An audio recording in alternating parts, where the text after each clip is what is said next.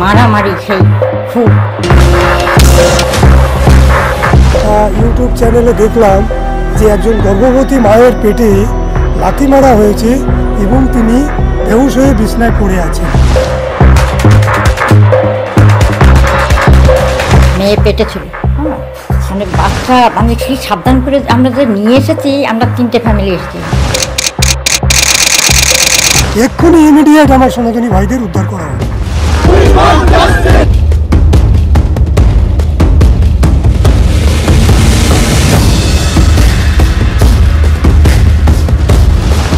বিশাল বিশাল বুড়ি সর্বনাশ। আমরা তখন মানে বউকে আমরা বেরোতাম না, তাও সেই কি অবস্থা আমাদের। সেই আমাদের যশোর জেলা নড়াল আমাদের বাড়ি, আমাদের ওইদিকে খুব কম হয়, কিন্তু সেই সময় যা দেখেছি আমরা ঘরের থেকে বেরোতে পারি। আমি সেই 1971 সালে, তখন আমার বয়স হয়তো 10 বছর কি 12 বছর। তখন যেভাবে রাজাকাররা আমাদের অত্যাচার করেছে, আমরা যেভাবে অত্যাচারিত হয়েছি, আমাদের পুরুষদের জ্যান্ত বস্তার মধ্যে, চটের বস্তার মধ্যে ভরে নদীর মধ্যে ফেলে দিয়েছে। জ্যান্ত নদীর জলের মধ্যে কুপিয়ে মেরেছে, গুলি করে মেরেছে। মায়েদের ইজ্জত নেই, তখনকার মায়েদের ইজ্জত নেই। তখন বহু মায়েরাই ওই পাক সেনাদের হাতে গর্ভবতী হয়েছে, বহু মায়েরা। এ ঘটনা আমার চোখের সামনে। আমার 12 বছর বয়স হলো, আমি স্মরণে রেখেছি, তখন থেকে আমি সব মনে করে রেখেছি। এবং সে কথা আমি সবই আমাদের হিন্দু ভাইদের এখনও আমি সব দিনই বলে যাচ্ছি যে তোমরা কিন্তু ওই দেশে ছিলে, তোমাদের এই হিস্ট্রি ছিল। মানে সেই মারামারি সেই খুব, মানে তাই দেখে মানে আমার শ্বশুর মানে ভয়তে এমন ইয়ে করলো, মানে সেই আমাদের পাঠিয়ে দিল, বলছে তোরা জীবন কাটা খালি পাচ্ছে, আর কিছু না, তোরা খালি জীবন কাটা পাচ্ছে। তখন আমার ছেলে ছোট, আমার ছেলে ছোট, এর বাবা তখন ছোট, মেয়ে পেটে ছিল। মানে বাচ্চা, মানে কি সাবধান করে আমরা যে নিয়ে এসেছি, আমরা 3টে ফ্যামিলি এসেছিলাম। আমি, আমার বড়দা আর আমার ননদ। আমার বড়দা আবার বাংলাদেশের পরে আবার চলে গেল ওখানে। আবার আমার ননদের বাড়ি এইখানে সোদপুরে। এখন তারা আছে কি না বলতে পারবো না। এখন আমার শ্বশুর টশুর সব ওইখানে থাকলো, আমার শ্বশুর সব ওইখানে থাকলো, বুঝছো, সব এমনি সব অনেকেই আছে। আমরা সবাই লুকিয়ে চলে আসলাম, আমাদের সব একটা ম্যাটারো গাড়ি ভাড়া করেছিল সব। আমরা রাত্রি ওখান থেকে বেরিয়েছি মনে হয় তখন। আমাদের তো বউকাল, আমরা তো অত এই জানবও না, মানে সেই আমাদের মাছের গাড়ি বলে রাস্তায় সব ওই সেটা জিজ্ঞাসা করছে, বলে মাছের গাড়ি এটা, মানে তাঁবু দিয়ে ঢেকে নিয়ে আসছে আমাদের সব। আর সেই কী বলে বাচ্চা কাচ্চা মানে সব কেঁপে ধরে রেখে দিয়েছে। আমার ননদের কোলে একটা, আমার কোলে একটা, সব কানলেই অসুবিধা, অসুবিধা জানতে পারবে সব। সেইভাবে এসে আমরা খুব মানে সেই বয়রা হয়ে আসলাম। এসে আমাদের বিশাল মানে মানে একটা ইয়ে গেছিলো। আর সে ওখানে এমন কি মারা মানে মেরে সব মানে ঘর দুয়ার পুড়িয়ে চুড়িয়ে, মানে খুব ইয়ে করেছিল। তার জন্যে আমাকে সব ভয়তে আমার শ্বশুর আমাকে এখানে পাঠিয়ে দিলেন। বলছে তোমরা জীবন নিয়ে বেরো, আর দরকার নেই কিছু আমার। আর এমনিও ওখানে আমরা কিছুই পাইনি, অনেকে। তারপরে সেই এইখানে আমরা সব চলে আসলাম, এসে সব এখানে ওখানে ভাড়া বাড়ি, কলকাতায় থাকলাম বেলগড়িয়ায়। তারপরে এইখানে আসলাম, এইখানে এসে এইখানে থেকে এই এখনো ছেলে মেয়ে নাতিরা সব বড় হয়েছে। কিন্তু ওই সময় খুব গণ্ডগোল, খুব মানে লোকের মেয়েরে ধরে একসাথে করে ফেলছে। যেরকম বাংলাদেশের সময় হয়েছে তোমরা জানবে না, বাংলাদেশের সময় যেরকম হয়েছে ওই রকম হয়েছে। বিশাল বিশাল মানে সেই রাইট, মানে জীবন নিয়ে বলছি না, যে যেখানে পাচ্ছে না খেয়ে, খাওয়া নেই, সব চলে আসছে। কি করবে অনেকে, তারপরে অনেকেই মানে নিমাই করে এসছে, আমরা করতে পারিনি। আমরা এসেই আছি, এরকমই আছি সব, সেই রকমই আবার এইরকম। আপনি কি বাংলাদেশ থেকে এসেছিলেন, আপনি বা আপনার পরিবার? হ্যাঁ, বাংলাদেশ থেকে। আমি তখন ছোট, বাচ্চা বয়স, তখন থেকে আমি বাংলাদেশ থেকে এসেছি। আপনি এখন যে বাংলাদেশের পরিস্থিতি আপনি তো দেখছেন, যে খবরে পড়ছেন বা নিউজে দেখছেন, কি বলবেন? এটা খুবই দুঃখজনক, যেহেতু আজকে আমরা হিন্দু সম্প্রদায় সনাতনী, কিন্তু আমরা আজকে যেভাবে বাংলাদেশে আমরা নির্যাতিত। এবং আমি এক্ষুনি ইউটিউব চ্যানেলে দেখলাম যে একজন গর্ভবতী মায়ের পেটে লাথি মারা হয়েছে এবং তিনি বেহুশ হয়ে বিছনায় পড়ে আছেন। এটাই আমার সবচেয়ে বড় মানে আমার হৃদয় বিদারিত মানে ঘটনা। আর আমি চাই এক্ষুনি ইমিডিয়েট যেন ভারত সরকার কি পশ্চিমবাংলার কোনো মুখ্যমন্ত্রী যেন এক্ষুনি প্রোটেক্ট নেওয়ার ব্যবস্থা করেন এবং এর জন্য বাংলাদেশের বিরুদ্ধে এক্ষুনি যুদ্ধ ঘোষণা করা উচিত। আমার দিক থেকে আমি একজন ভারতীয় নাগরিক হিসেবে এটা আমি বক্তব্য রাখছি। এক্ষুনি ইমিডিয়েট আমার সনাতনী ভাইদের উদ্ধার করা হোক এবং হিন্দুর গায়ে যেন কোনো আচর না লাগে। আর যদি ওখানে হিন্দুর গায়ে আচর লাগে আমি এখানে মুসলিম ভারত ছাড়ো আন্দোলন শুরু করব। মুসলিম ভারত ছাড়ো আন্দোলন এক্ষুনি আমি ইমিডিয়েট আমি সব পোস্টারে এবং আমি বিল আমি প্রত্যেক পাড়ায় পাড়ায় আমি বিল আমি প্রচার করব, বিল আমি ফেলবো, কাগজের টুকরো ফেলবো যে মুসলিম ভারত ছাড়ো। এটাই আমার মানে এখন আমি যেটা ব্যথা, আমার হৃদয়ের ব্যথাটা অনুভব করছি। হ্যাঁ, বাপ বিশাল বিশাল বুঝি সর্বনাশ। আমরা তখন মানে বউকে আমরা বেরোতাম না, তাও সেই কি অবস্থা আমাদের, সেই আমাদের যশোর জেলা নড়াল আমাদের বাড়ি, আমাদের ওইদিকে খুব কম হয়, কিন্তু সেই সময় যা দেখেছি আমরা ঘরের থেকে বেরোতে পারিনি। ঘর মানে ছেলেরা, আমরা তো বেরোই না, ছেলেরা বেরোতে পারেনি। সব ছেলেকে তো পেলেই মারবে, অনেক লুকিয়ে লুকিয়ে আসতে হয়েছে, হ্যাঁ। অনেক লুকিয়ে আসতে হয়েছে ওখান থেকে। তারপরে বাংলাদেশের কথা বলতে পারবো না, কিন্তু ওই সময় মানে বিশাল। এখনো যেরকম আমরা টিভিতে দেখছি এইরকম মানে ঘর বাড়ি সব পুড়িয়ে ঝুড়িয়ে দিয়ে একাকার করেছে সব। ভয় মানে একটা মানে এমন পরিস্থিতি যে সব থাকবে। তারপর আর গেছিলেন না না, এমনি পরে এই বাংলাদেশের পরে এমনি বেড়াতে গিয়েছি। ওখানে আমার বাপের বাড়ির দাদারা সব, ওই বড়দা আবার এসে গেলো, আরও 3 দাদা ওখানে ছিল। গিয়েছিলাম আমি, মানে একবার আমার ওরা নিয়ে গেছিলো, আমি গিয়েছিলাম। আমার ভালো লাগে না। আমি তো বলবো যে বাংলাদেশে এখন যা পরিস্থিতি ও যা আছে, ওই একটাও হিন্দু মুসলমান কি এর থেকে ডবল আমরা দেখি। যে সময় এসেছি সে যে কী দৃশ্য, সে আমি মানে বলতে পারবো না যে এতই বলছি না। আমরা অটো গাড়িতে আসছি, অটো গাড়ি না, ওই যে সেই ম্যাটারো ছোটো গাড়িতে আমরা আসছি, সব রাস্তায় সব জিজ্ঞাসা করছে যে এটা কি, দাঁড়াও, বলে এটা মাছের গাড়ি, এটা মাছের গাড়ি। মানুষ না, আমরা তখন মাছ হয়ে গেছি। আর বাচ্চাদের মুখেই এরকম করে আমরা সব কাপড় চেপে দিয়ে সব নিয়েছি। এরকম একটা লাগে যে একই দৃশ্য রাস্তার উপরে, মানে মায়ের সামনে যদি ছেলেকে মারে তা কীরকম লাগে, ছেলের সামনে যদি মাকে মারে কীরকম লাগে বলো। ওই দেশের কথা আর এখন আর সত্যি এখন আর ভালো লাগে। আর একটু বলুন যে সেই সময়ের কি কি ঘটনা আরেকটু ডিটেলে যদি বলেন, যে কি কি দেখেছিলেন, কি কি আপনাদের সহ্য করতে হয়েছিল সেই সময়। এবং আরেকটি কথা, যে আপনারা যখন বিতাড়িত হয়ে এই দেশে আসছিলেন তখন আপনাদের কিভাবে বলা হচ্ছিল? আমাদের বাড়িটা জাতির ভিত্তিতে বলা হচ্ছিল। আমার বাড়ি টুঙ্গিপাড়া থানার পাটগাতি পোস্ট অফিস, নবুখালী গ্রাম। আমার বাড়ি বড় বাড়ি। আমরা তখন একান্নবর্তী সংসার, আমাদের বাড়িতে অনেকগুলো শরিক ছিল। এইবার মিলিটারি এসে আমাদের ঘরে আগুন দেয় এবং ওই খড়ের পালায় আগুন দেয়, ঠিক আছে। এইবার আমার বড় দাদা, যিনি জ্যাঠতো দাদা, ওনার নাম ছিল হৃদয়, উনি বাড়িতে নিচে তখন পাট ক্ষেত ছিল, তিল ক্ষেত ছিল, ওর মধ্যে লুকিয়েছিলেন। যখন মিলিটারিরা চলে যায় তখন উনি ওই এসে ওই আগুন নেভায়, নদীর জল দিয়া বা বাঁশ দিয়ে খড়ের পালা ঠেলে টুলে দিয়ে আগুনটা নিয়েও আমাদের ঘরগুলো বেঁচেছিল। কিন্তু আমাদের ওই নবুখালী গ্রামের মানে মুষ্টিমেয় হয়তো 10-20খানা ঘর বেঁচেছিল, আর পুরো 400-500 ঘর পুরো জ্বালিয়ে। এবং নবুখালী গ্রাম নয়, পুরো বাংলাদেশ এইভাবেই ওরা মানে জ্বালিয়ে দিয়েছিল। এবং মালায়ন, তখন ওরা মালায়ন স্লোগান দিয়েছিল যে মালায়ন জিজ্ঞেস করা হচ্ছিল না, যারা তো একটাই ছিল যে মালায়ন মানে হিন্দুকে, কোনো ব্রাহ্মণ বৈশ্য ক্ষত্রিয় নেই, শুধু হিন্দু মারো, হিন্দু কাটো, মালায়ন হত্যা করো, যার গলায় তুলসীর মালা আছে তাকেই, বা আচার মালা আছে তাদেরকে হত্যা করো।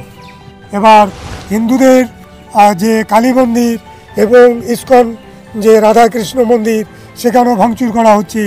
এবং মন্দিরের উপরেই বেশি আক্রোশ নিয়েছে। এরা আসলে কোনো ছাত্রলীগ নয়, এরা আসলে হচ্ছে উগ্রবাদী এবং আতঙ্কবাদী, যেটা হচ্ছে কিনা চীন এবং পাকিস্তান এদেরকে সহযোগিতা করছে এবং এদের অর্থ সরবরাহ করছে, যার জন্য আজকে যে ওখানকার ছাত্রলীগের হেড বলছে নাহিদ, না কে নাম আমি সঠিক, নাহিদ ইসলাম, নাহিদ ইসলাম, আজকে নাহিদ ইসলাম তাদের থেকে অর্থ নিয়ে আজকে ভারতকে বাংলাকে এইভাবে লেলিয়ে দিচ্ছে হিন্দুদের বিরুদ্ধে।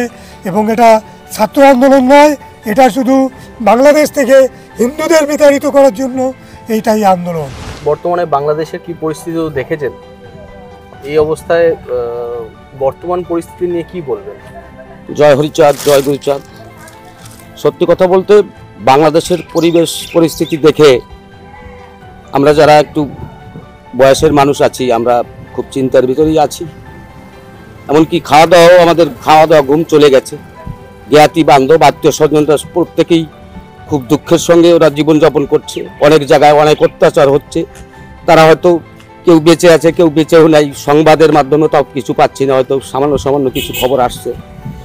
হ্যাঁ, অনেক মিডিয়ার মাধ্যমে দেখা যাচ্ছে অনেক কান্নাকাটি। আমরা চাই ঠাকুরের কাছেও, ঠাকুরই আমাদের রক্ষাকর্তা, কিন্তু প্রশাসন তো আছেন। ভারতবর্ষটাও আমাদের হিন্দুদের একটা আস্তানা বা জায়গা।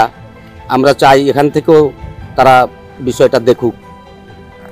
না হলে হয়তো তারা বেঁচে থাকা তাদের দুষ্কর হয়ে দাঁড়াবে। আপনি কোন সময় ওই দেশ থেকে এই দেশে? ৭১-এর পরে, স্বাধীনতার সংগ্রামের পরেই এসেছি এদেশে। আর সেই সময় যখন এসেছিলেন তখন আপনাদের কিভাবে মানে বিতাড়িত হয়েছিল? জাতের ভিত্তিতে নাকি কিভাবে? আপনাদের কি জিজ্ঞেস করে আপনাদের উপর অত্যাচার করা হয়েছিল যেটা আপনি বলছিলেন? দেখুন, পাকিস্তানের শেষের দিক থেকে পূর্ব পাকিস্তান থাকার শেষ মুহূর্ত থেকেই হিন্দুদের পরে আমরা অত্যাচারিত। স্বাধীনের পরেও আমরা ভালো ছিলাম না ওখানে। তখনও আমরা সেই লাঞ্ছিত বঞ্চনা, যে সরকারি আসুক, ওই আওয়ামী লীগ আসুক আর যেই আসুক না কেন, কেউ হিন্দুদের প্রতি তেমন দরদ দেখায়নি। সবসময়ের জন্য আমরা অত্যাচারিত। সেই সময় ঘটনা একটু বলুন, কি কি ফেস করতে হয়েছিল সেই সময়, কি কি সমস্যার মধ্যে পড়েছিল? সেইটা যদি বলতে চান, স্বাধীনতার সঙ্গে যুক্ত হিন্দু মুসলমান সবাই বাংলাদেশের মানুষ স্বাধীনের জন্য আন্দোলন হয়েছিল। কিন্তু তখন দেখা যায় স্বাধীনতা সংগ্রামে ওই হিন্দুদের পাক বাহিনীও সেই হিন্দুদের প্রতি, যা বাংলাদেশের যারা মুসলমান ছিল, যারা ওই যে জামাত বলেন, বিএনপি বলেন, এই সমস্ত মানুষ তারা ওই হিন্দুদের পরেই যাতনা ছিল। তারাও সবসময়ের জন্য হিন্দুদের পরেই চাপ। আমরা সংখ্যায় কম থাকলেও আমাদেরই দায় করতো, আমাদের পরেই অত্যাচারটা হতো। এটা সব দিন হয়ে আসছে। সেই সময় পালিয়ে আসতে হয়েছে? হ্যাঁ, পালিয়ে আসতে তো অনেক অত্যাচারের। সেই দিনগুলো কেমন ছিল? খুবই কষ্টের বিষয়। অনেক সময় সবকিছু ফেলে তো আসতেছে, জন্মভিটে ফেলে আসা, বিষয় প্রসার ফেলে আসা কঠিন ব্যাপার। তথাপি ওই মানুষ বাঁচিয়ে থাকার একটা প্রয়োজন আছে, মান সম্মান বাঁচানোর প্রয়োজন আছে। সেই তাগিদে ওই রাতের অন্ধকারে কোনো রকম ভাবে আমরা চলে আসছি। লুকিয়ে থাকতে হয়েছিল? লুকিয়ে তো অনেক জায়গায়, এই যুদ্ধের সময় জলের ভিতরে কাটাতে হয়েছে। কোনোদিন খেয়েও গেছে, নাও খেয়ে গেছে। আবার জলের ভিতরে অনেক মানুষ ওই ফায়ারিং এর ভিতরে মারাও গেছেন। হ্যাঁ, জলের ভিতরে থাকতে হয়েছে। কোথায় মালায়ন, কোথায় হিন্দু। এই মালায়নের একটা শব্দ ছিল, পাক বাহিনী বলতো মালায়ন কাহা। হ্যাঁ, মানুষ এইভাবে খুঁজে খুঁজে বাড়ি করে মানুষ মারছে। আর ওইখানকারই ওই জামাতে ইসলাম যারা, তারা ওই মানুষগুলোকে চিহ্নিত করে দিত যে ওইখানে মালায়ন আছে, ওইখানে হিন্দুরা আছে। এই জায়গাগুলো চিহ্নিত করে দিতেন ওরাই। তারা তো সেই দেশেই আছে, এখন তারা সেই দেশে আছে। অতএব আমাদের তো আর সেই ভালো থাকার জায়গা নাই। এই হাসিনা সরকারও আমাদের সেই প্রোটেস্ট দিতে পারেনি, বাস্তব যেটা দিতে পারেনি। হ্যাঁ, নিশ্চয়ই সবকিছু ফেলেই আসছে। এখনো তো আমাদের প্রচুর লোকজন আছে, তারা খুব কষ্টের ভিতরে আছে। হ্যাঁ, অনেক মানুষ মারাও গেছে, বা মন্দির টন্দিরে যা অত্যাচার হচ্ছে, এটা চাই ভারতবর্ষের থেকেও একটা কিছু করুক, মানুষগুলোর পাশে দাঁড়াকে, এটাও আমরা চাই। আপনি মোদী সরকারের কাছে কিছু আবেদন করছি, সেইটাই সরকারের কাছেই বলছি কথাগুলো, যাতে বাংলাদেশের মানুষগুলো ভালো থাকতে পারে, বেঁচে থাকতে পারে, তাদের জন্য একটা ভালো একটা কিছু করুক। এদেশে এসে আপনাদের কোনো, তারপরে তো আর এই ধরনের কোনো সমস্যার মধ্যে পড়তে হয় না? ওইরকম না, কষ্টে জীবনযাপন করছি, অর্থহীন অবস্থায় বেঁচে থাকি, কায়িক পরিশ্রম করে বেঁচে আছি, কিন্তু ওই সেই কষ্টটা নেই অন্তত, যে অন্তত রাতের অন্ধকারে আমাদের কেউ অত্যাচার করলো কিনা, আমাদের ঘর থেকে কিছু নিয়ে গেল কিনা, এরকম একটা প্রসেসের ভিতরে নাই। সেই জায়গাটার থেকে আমরা মুক্ত আছি। আপনি কি বাংলাদেশ থেকে এই দেশে কোন সময় এসেছিলেন? আমি আছি বাংলা 1956 সালে। 56 সালে এসেছিলেন? হ্যাঁ। সেই সময় যখন এসেছিলেন, মানে কেন এসেছিলেন, আসতে হয়েছিল? আসছে এই কারণে, আমাদের উপরে খুব অত্যাচার করেছিল ওই দেশের মুসলমানরা। অত্যাচার করছে কি, আমাদের ঘরে যাইয়ে মানে মেয়েদের উপরে অত্যাচার করেছে। আমার ঘরে কোফা কেটেছে, আমার দাদুরে আমার সামনে কেটেছে। এই দেখি ওখানে জায়গা জমি আমরা বিক্রি করতে পারি নাই। আমাদের 3 বিঘা 3.5 বিঘা জমি ছিল, ওই জমি ফেলেছি চলে আসছি। আমাদের গঙ্গার ঘাটে, গঙ্গার পাড়ে আমাদের বাড়ি ছিল। এই দেখে পরে আবার হাসিনা যখন আসছে, হাসিনা বলছিল এই দেশে যারা জায়গা জমি ফেলে গেছে তাদের এই জায়গা জমি ফিরিয়ে দেবে। আমরা আর ওই বইতে আর আমরা যাই নাই ওখানে। আমরা বলছি আমাদের জায়গা জমি দরকার নাই, এখানে গাছতলে বাস করব, তাতেও শান্তি আছে। কিন্তু কেউ আমার তাড়াচ্ছে না। আর ওখানে ঘরে বাস করি আমি ঠিকমতো রাত্রে ঘুমাতে পারি না। আমার কাকাতো বোনের আমাদের সামনে মানে অত্যাচার করেছে, দাদুরের সামনে কোভাই কেটেছে, ওই দেখে আমরা এখান থেকে চলে আসছি। অনেকদিন লুকিয়ে থাকতে হয়েছিল। অনেকদিন লুকিয়ে থেকে ওরা 15 দিন পর্যন্ত আমরা গছ ছাড়া হয়ে গেছি। আমরা জায়গা জমি বিক্রি করতে পারি না। জায়গা জমি এখনও আমাদের পড়ে আছে, কিছুটা গঙ্গায় ভাঙে নিয়েছে আর কিছুটা আছে। এখন ওখানে যে মেয়ার ভিতরে ভালো মন্দ আছে, এখন যারা ভালো আছিল তারা বলছে তোমাদের জায়গা জমি যেটুকু আছে এটুকু আসে বিক্রি করে যাও। আমরা বলছি আর দরকার নেই জায়গা জমি, এইখানে গাছতলে বাসরুম, তাতে শান্তি আছে। এই বলে আমরা এখন আর যাই নাই বাংলাদেশে। এই যে এর ভিতরে বোধহয় 15 দিন আগে কাকায় ফোন করেছে, আমাদের এখানে খুব অত্যাচার হচ্ছে, আমাদের বাড়ির পাশের লোক মানে সামনে কোবাই কাটিয়েছে, তোরা ভালো আছিস? তো আমি কি ভালো আছি, তোমাকে তো বলছি চলে আসো, জায়গা জমির দরকার নাই। জায়গা জমিতে কী হবে যদি আমার জীবন না থাকে, জায়গা জমিতে কী হবে? কাকা আসে নাই। এই তো কাকারে বোধহয় আপনার বোধহয় মাসখানিক আগে কাকারে ঘরে মারিয়েছে। এই সাম্প্রতিক সময়? হ্যাঁ, এই সাম্প্রতিক সময়। কোথায় হয়েছে এই ঘটনা? এই ঘটনা হয়েছিল নোয়াখালী ডিস্ট্রিক্ট। কেন মারাটা কেন হলো? মারা হয়েছে জায়গা জমি দখল করবে বলে মারে নিয়েছে। কাকায় বলেছি আমি জায়গা জমি তোমাকে দিব না। কেন দিবে না? এই জন্য কাকার লগে 2-4 কথা বাড়াবাড়ি হওয়াতে দাদার কাকারে কোপাই করেছে। ওই বয়সে কাকা আসে নাই এখনো, কাকারে ওখানে শেষ। ওখানে কাকা রয়েছে, কাকা তো ভাই রয়েছে। এখন মাসখানিক আগে কাকা তো ভাইকে ফোন করেছে, দাদা আমাদের আর জীবনের কোনো দাম নেই। তা আমি বলছি সে সময় তো বললাম চলে যায়, জায়গা জমির দরকার নাই। জায়গা জমিতে কী হবে? জীবন না থাকে জায়গা জমিতে কী হবে? সে সময় আসছেন। আমাদের 4 বিঘা জমি আছে, চাষের জমি। বাড়িটা 1.5 বিঘা, নারকেল গাছ, সুপারি গাছ, আম গাছ আমাদের বাড়িতে ভরতে। সেসব ফেলেছি চলে যাচ্ছি, আজ যায়নি আমি।